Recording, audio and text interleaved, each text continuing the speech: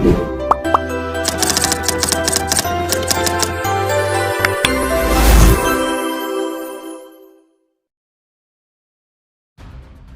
दिमाग फर्जी डॉक्टर की फर्जी कहानी से पर्दाफाश किया पुलिस ने।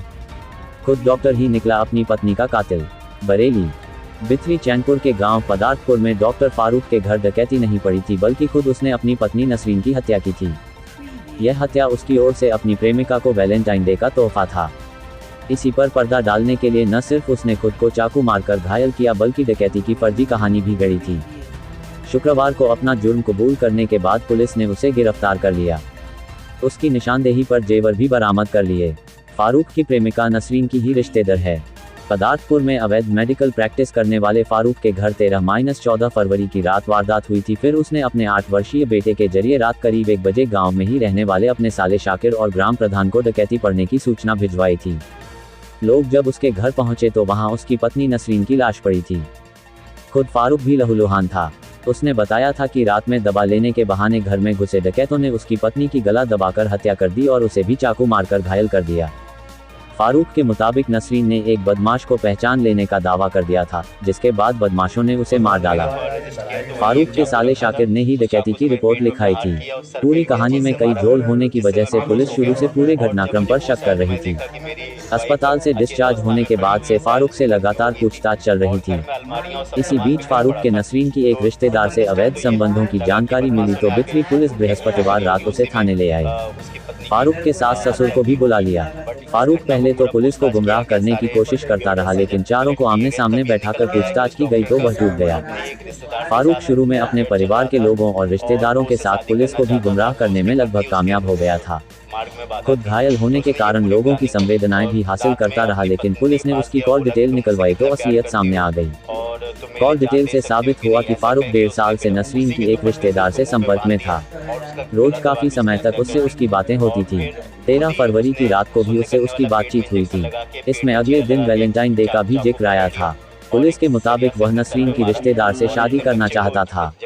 इसी कारण वैलेंटाइन डे की रात को उसने नसरीन की हत्या के लिए चुना। पुलिस ने फारूक का मोबाइल भी कब्जे में ले लिया है। फारूक को लेकर शुक्रवार को पुलिस पदार्थपुर गांव पहुंची। वहां उसकी निशानदेही पर वह चाकू बरामद किया जिससे उसने खुद को मार किया था। इसके अलावा नसरीन का दुपट्टा, सिरिंज और कुछ गोलियों के साथ वे जेवर भी बरामद कर लिए जिन्हें फारूक ने लूट लिए जाने का दावा किया था। पुलिस फारूक से पूछताछ कर दूसरी कड़ियों को भी जोड़ने की कोशिश कर रही है। शनिवार को पुलिस फारूक को अदालत में पेश करने के बाद जेल भेजेगी। पूछताछ में पता चला कि फारूक काफी समय से दूसरी शादी के लिए नसरीन को मनाने की कोशिश कर रहा था, लेकिन वह नहीं मानी। इसी वजह से उसने उसकी हत्या का फैसला लिया और दुपट्टे से गला दबाकर मार डाला। वारदात करने से पहले उसने काफी तैयारी की।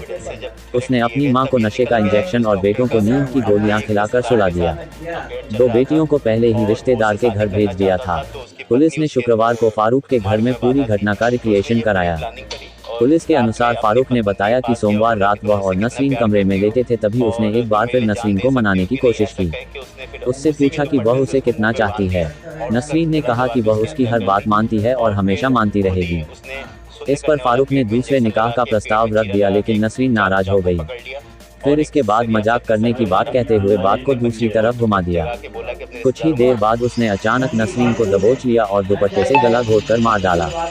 उसकी मां और बेटे तब तक सोते रहे जब तक उसने खुद उन्हें नहीं जगाया। बड़ी बेटी को उसने सुबह ही बहन और छोटी बेटी को नाना के घर भेज दिया था। फारूक ने पुलिस को बताया कि उसकी मां का हाथ टूटा हुआ था, लिहाजा जब उसने उन्हें नींद का इंजेक्शन लगाया तो वह उसका इरादा नहीं समझ पाई।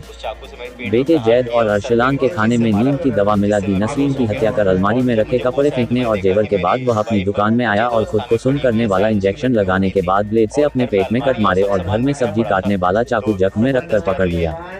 इसके बाद बड़े बेटे जैद को उठाकर अपने साले को फोन कराया, फिर उसे प्रधान के घर भेज दिया। लोग इकट्ठा हुए तो डकैती की कहानी बताई। बुधवार को नसरीन का शव पोस्टमार्टम के बाद पदार्थपुर पहुंचा तो फारूक दहाड़े मार कर रोया। बार बार बेहोश होने का नाटक भी किया। गांव के लोग उसे संभालने के साथ सहानुभूति भी जताते रहे। गुरुवार को दिन में वह नसरीन की कब्र पर फूल चढ़ाने भी गया और तब भी कब्र पर बैठकर काफी देर रोता रहा। शुक्रवार को जब पुलिस उसे लेकर गांव आई तो वह खुद चलकर आया था। गुरुवार रात पुलिस कस्टडी में अपने साड़ू के सामने गिड़गिड़ाता रहा और खुद को बेकसूर बताता रहा। इंस्पेक्टर विथवी कुमार ने बताया कि आरोपी फारूक ने पूछताछ में गुनाह कबूल कर लिया है, लेकिन पुलिस अभी पूछताछ कर रही है। पकड़े जाने के कई कारण थे पुलिस के पास। फारूक के पेट में चाकू का जो घाव था, उसकी गहराई कम थी और लंबाई ज्यादा। पुलिस को शक था कि बदमाशों ने चाकू मारा होता। पेट में सीधे घुसेड़ते और उसकी गहराई ज्यादा होती। पुलिस जब भी उससे पूछताछ करने की कोशिश कर रही थी, वह रोते हुए बार बार बेहोश हो जाता था।